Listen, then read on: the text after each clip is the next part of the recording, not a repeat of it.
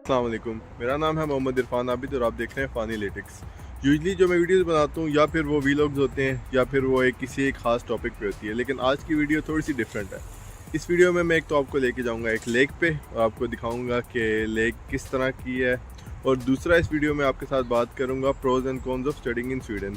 मैं अपना experience share करूँगा कि किस तरह का जा रहा है एक्सपीरियंस। तो I hope you gonna like this video और watch this video till end so you can get this all.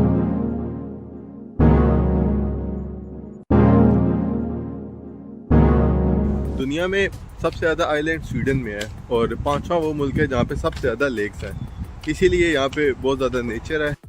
अच्छा, तो ये रास्ता है बीच में।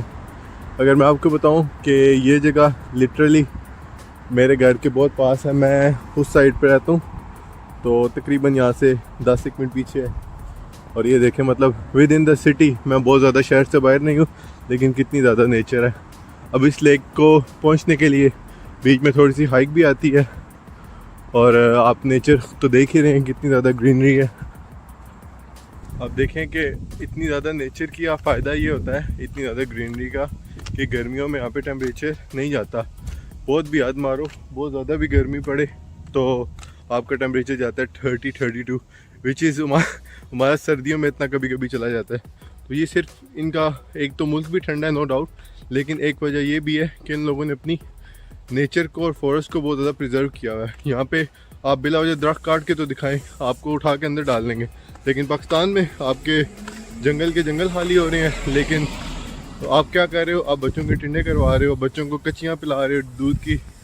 तो सोल्यूशन ये है कि प्लांट ट्रीज़, दरख्त लगाएं ताकि आप उसको ग्लोबल वार्मिंग को प्रॉपर तरीके से टैकल कर सकें। अभी पाकिस्तान में टेम्परेचर इवन किसी किसी जगह पे 50 डिग्री भी गया है। आप हिसाब लगाएं, 50 डिग्री ऑलमोस्ट अनलिवेबल प्लेस बन जाती है। उसके अलावा जब यूएई में और सऊदी और उन मुल्कों में जब इस तरह का, गल्फ़ कंट्रीज़ में इस तरह का टेम्परेचर जाता है, तो उन लोगों के पास बहुत सारी फैसिलिटीज़ भी हैं। आप में से जो लोग वहाँ पे उनको पता होगा कि आपकी हर चीज़ एयर कंडीशनर में है, लेकिन पाकिस्तान में लोगों के पास बिजली नहीं है और टेम्परेचर 50 जा रहा है, ये तो लोग गर्मी से मरना शुरू हो जाएंगे। दूसरा एक और हम लोगों का मसला ये है कि अवेयरनेस की प्रॉब्लम है। यहाँ पे आप किसी बच्चे को रोक लें और उससे पूछें कि ग्लोबल वार्मिंग का क्या इशू है, तो वो आपको पूरी डिटेल में बताएगा कि यार ये इशू है, आपका सोल्यूशन ये है कि आप ज़्यादा फॉरेस्टेशन को प्रिजर्व करें, दरख्त लगाएं। लेकिन पाकिस्तान में बच्चों को क्या पता है, बदोबदी, चाहत फतेह अली खान, आजकल ये चल रहा है। तो जब लोगों का ये हाल होना है तो फिर कौमों ने तबाही होना है। उसके बाद अब इंडिया में भी यही हाल है, वहाँ पे या फिर टिकटॉकर बन रहे हैं, वो क्रिंज वीडियोस बना रहे हैं, वो वाली आपने देखी होंगी जिसमें वो एक लड़का हाथ से गोली मारता है, लड़की हाथ से ज़्यादा खिला देती है। तो फिर हम लोग का यही होना है, कुछ सालों की बात है कि आप सब मर जाओगे गर्मी से ही, और फिर दुनिया में सिर्फ भुट्टो रह जाएगा। अच्छा, अब हम हमारी साइड पे देखेंगे गर्मी होती है और अरसा बारिश ही नहीं होती। यहाँ पे यकीन माने आए, आप देखें दोबारा बारिश आ गई है, पहले अभी थोड़ी देर पहले धूप थी और अभी बारिश आ गई है। तो ये फ़ायदा होता है आपके दरख्त का और आपकी नेचर का कि हर टाइम आपको रेन मिलती रहती है। ये नहीं होता कि गर्मियों में सिर्फ आपका धूप ही चल रही है। अब पाकिस्तान में या इंडिया में या हमारे मुल्कों में देखें तो इतना अरसा बारिश ही नहीं होती, लोग धूप में मरते रहते हैं, बल्कि वो दूसरों को पानी वाले शापर मारते हैं कि भाई बारिश हो जाए, इससे क्या पता, भाई दरख्त लगाओ उससे होगी, पानी वाले शापर मारने से नहीं। अच्छा, और पूरी दुनिया में मतलब ग्लोबल वार्मिंग को रोकने के लिए, ताकि गर्मियों में बारिश भी होती रहे, बहुत ज़्यादा टेम्परेचर ज़्यादा ना हो, तो दरख्त लगाए जा रहे हैं, इलेक्ट्रिक गाड़ियाँ लाई जा रही हैं, बहुत सारी कंपनीज बन रही हैं जो इलेक्ट्रिक गाड़ियाँ बना रही हैं। और इवन कि यूरोप में तो मैं आपको बताऊँ कि यहाँ पर बहुत सारी गाड़ियाँ तो ऑलरेडी इलेक्ट्रिक पे चली गई हैं। लेकिन हमारी साइड पे सोल्यूशन क्या हो रहा है कि बच्चे पानी वाले शापर मार रहे हैं कि बारिश हो। बचपन में हमें भी बताया जाता था कि किसी अनजान बंदे को गली में पानी वाला शापर मारोगे तो बारिश होगी। तो पूरी दुनिया सोल्यूशन पे काम कर रही है, हमारे लोगों को पानी वाले शापर मार रहे हैं, और ये हमारा सोल्यूशन चल रहा है कि बारिश हो जाएगी और इससे हमारी ग्लोबल वार्मिंग कंट्रोल होगी, मुल्क का टेम्परेचर कम होगा। खैर वो सारी बात छोड़ें, आप सिर्फ व्यूज़ चेक करें। तो ये थोड़ा सा हाइक करके मैं टॉप पे आया हूँ, और वो जस्ट चेक द व्यूज़।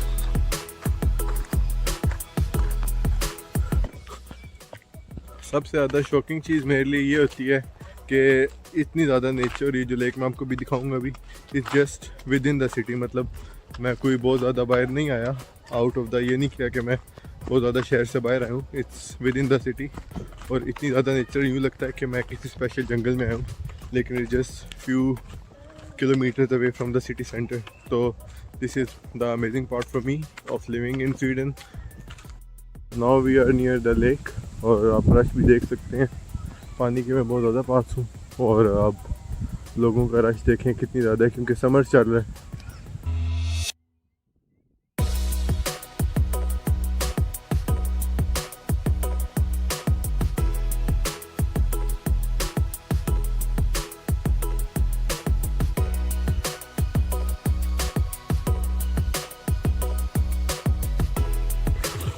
तो ये मेरी लिमिट है, इससे आगे मैं जा नहीं सकता क्योंकि मुझे तैरना नहीं आता। तो ऐसे ही डूब डाब के मर गया। तो आपको प्रोज एंड कॉन्स कौन बताएगा स्टडी इन स्वीडन के, क्योंकि वो अभी तक मैंने बताया ही नहीं है। तो लेकिन ये है कि मुझे थोड़ा सा पानी का सीन चेक करने दें और लोगों की रश देखें, मतलब वो ना देखें, लोगों की रश देखें कितनी ज़्यादा है। तो यहाँ से आप लेक के सीन चेक करें। इस लेक का नाम है लेक डियोन। और अगर तो मैं अपने लिए कोई बैठने की जगह ढूंढ रहा था कि वहाँ पे बैठूं। एक तो मेरा व्यू बहुत अच्छा है, अगर मैं आपको व्यू चेक कराऊं तो उसके साथ अब बात करते हैं स्वीडन में पढ़ने के। अभी तक मैं अपने एक्सपीरियंस की बात करूं तो मैं आपको प्रोज एंड कॉन्स बता सकता हूं कि यहाँ पे पढ़ने के आपको क्या फ़ायदे होते हैं और आपके नुकसानात क्या हैं। तो सबसे पहले अगर फ़ायदों की बात करें, अच्छी चीज़ से स्टार्ट करना चाहिए। तो फ़ायदा आपका ये है कि आपको 2 साल का जो आपको वीज़ा मिलता है उसमें आप जॉब अनलिमिटेड आवर कर सकते हैं। बहुत सारे लड़के होते हैं, जिस तरह के आप यूके में देखें तो यूके में आपके 20 आवर्स पर वीक है, लेकिन यहाँ पे आपकी वर्क की रिक्वायरमेंट कोई नहीं है, मतलब जितना चाहे मर्जी काम करें।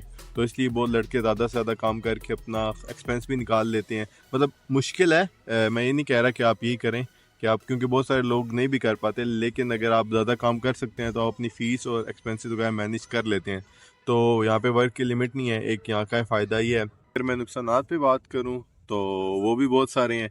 और मैं एक और बात पहले बताना चाहता हूँ कि it's just my personal experience, तो आपके लिए कुछ और हो सकता है। अगर कोई और बंदा स्वीडन में है या आप आते हैं तो it will totally be something else for you. लेकिन मैं अपने पर्सनल एक्सपीरियंस से जो मैंने कंक्लूजन ड्रॉ किया है वो मैं आपके साथ बता रहा हूँ।